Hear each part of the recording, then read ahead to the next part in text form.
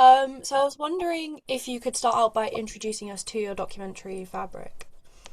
Yeah, so it's about an amazing organisation in Paris called Espero, and they train refugees in haute couture tailoring and place them in top fashion houses. So every year they do a fashion show curated by a sort of guest designer who are themselves a refugee or an immigrant. And the fashion show takes place in the Musee D'Orsay, which is one of the most prestigious museums in central Paris during Haute Couture Week. So we followed some of the trainees in the 4 months leading up to that Haute Couture fashion show. And then sort of found out about their backgrounds along the way. Yeah, no, that all makes sense. I thought it was a really lovely documentary. I didn't really know anything about it, so it was really lovely. It's always lovely seeing, Ah, yeah, it's thank you. always lovely seeing minorities being represented in that way. And I was wondering, like, how did you even find this story? Like, how did you start conceiving this idea of a documentary? Well, actually, Sanam, the producer, knew the organisation already. So she approached me and asked me if I was interested. And straight away, I thought that it was a fascinating juxtaposition between two very different worlds. So the fashion world has a reputation for being elitist and very wealthy. And you've got refugees who arrive with basically nothing but the clothes on their back. So I was interested in that juxtaposition. But also, I think, there's so many terrible things happening in the world, and there are many shocking documentaries about the places that refugees come from or what's happening to the refugees themselves. But I do think if you want to change the world, it's important to both shock and inspire. You can show what you can do with a bit of humanity, that actually, if you believe in people and you nurture them, they can really contribute to society. Which is one of the reasons why it's called fabric as well. It's the sort of fabric of society, and weaving people into incorporating lots of different people into our society. But after Sanan, the producer, approached me, before I sort of decided whether it had legs as a film, I actually went just to spend a day in the atelier in Paris, and I just flew over from London with my tiny little DSLR FX3 camera. I didn't take a tripod, just took a couple of mics, radio mics. And actually, a lot of what I filmed that day ended up in the final film. But yeah, I was immediately drawn to this amazing, creative, and supportive hub.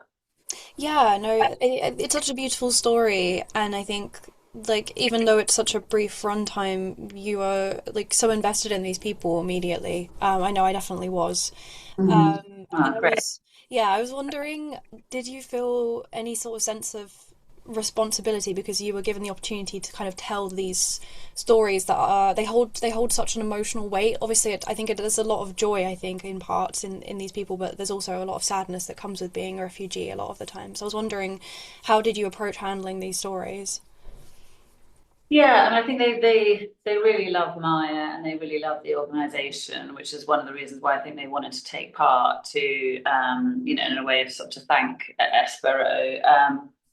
I was always aware that there was a sort of they would only go so far into to really revealing their stories. That there was always something that they were holding back, and certainly when it came to any negative experiences in Paris, I'm sure they have encountered negative experiences, but they didn't want to tell us about it because, again, I think they felt so grateful to have landed on their feet into their organisation. They didn't want to be kind of seem ungrateful. But yeah, I think I was working with Maya to make sure that we looked after them, and they did genuinely want to do it. And they were some of them were fine with us filming in their houses. Some of them weren't. So we just worked on what they were comfortable with, basically.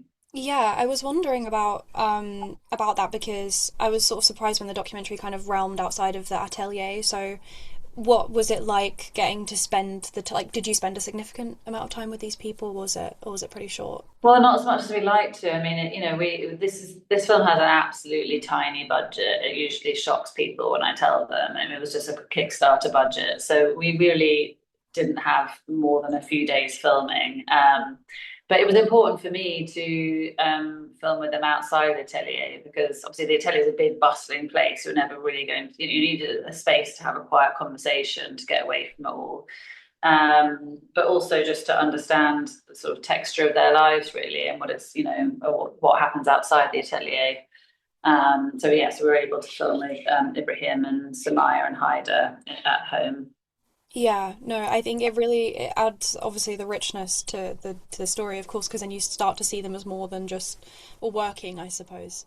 Exactly, yeah. Yeah, no, it makes a And lot of also they sense. have such traumatic stories really, and such difficult stories. So to expect anyone to go into that in any great level of depth, in an open floor with people working around them, so Yeah, no, of course. I think it worked really well, sort of like in conjunction with what was happening, because I think was like a lot of people who create or make art know, a lot of your emotions and your passion goes into what you're making, so it makes a lot of sense. mm. I was wondering also sort of what like filmmaking or like what influences that you had on this film in terms of like other documentaries or other like films that you'd seen.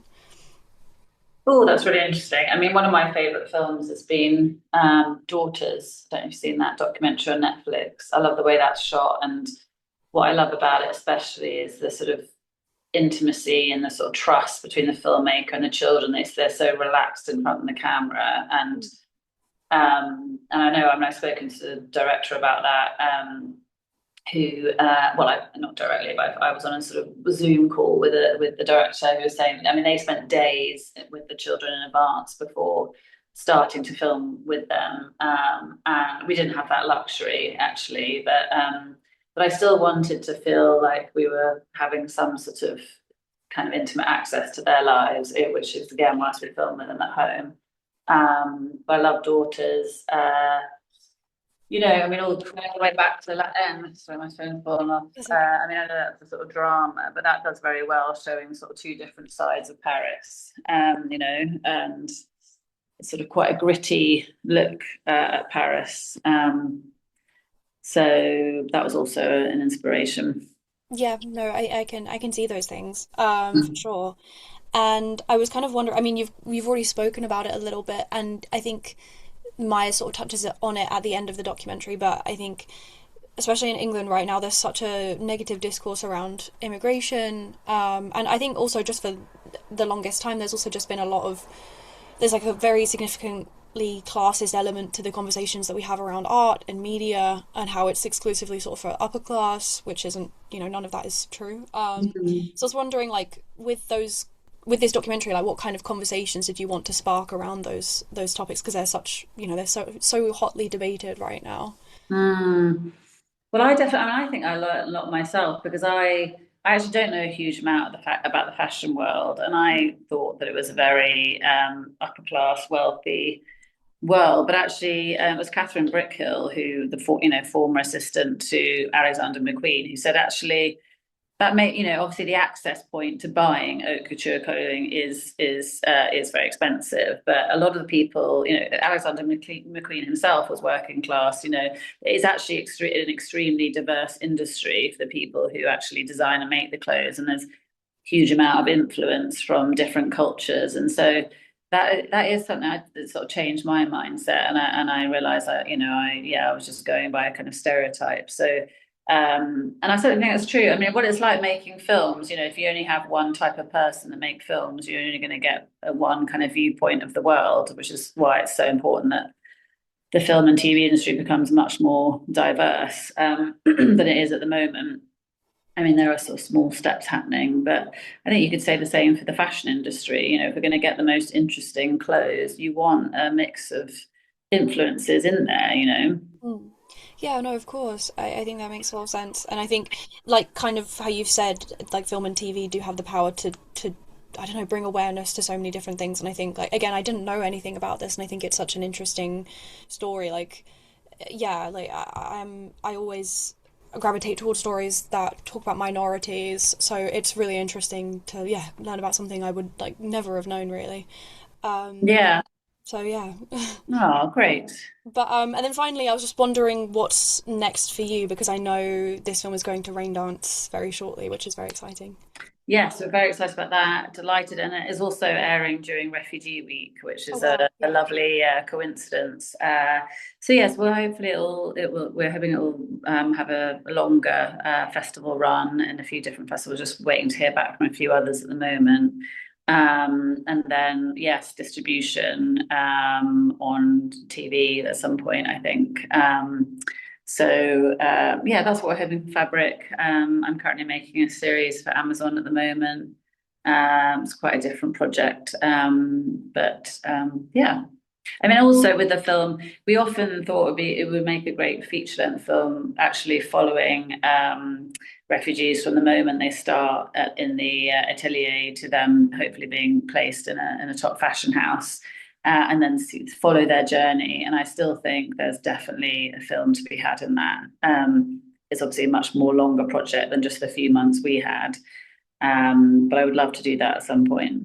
Yeah, no, I was actually thinking that as I watched it, like this could totally be fleshed out because I found them, like the people were so interesting and clearly had such, uh, interesting pasts, which I feel like you could totally explore over a longer feature. Absolutely. And there are many, many feature films that actually originally started out as short films. And so I would love to do that at some point. Yeah, well, I mean that all sounds incredible, and I hope Mm. that everything you're working on continues to go well.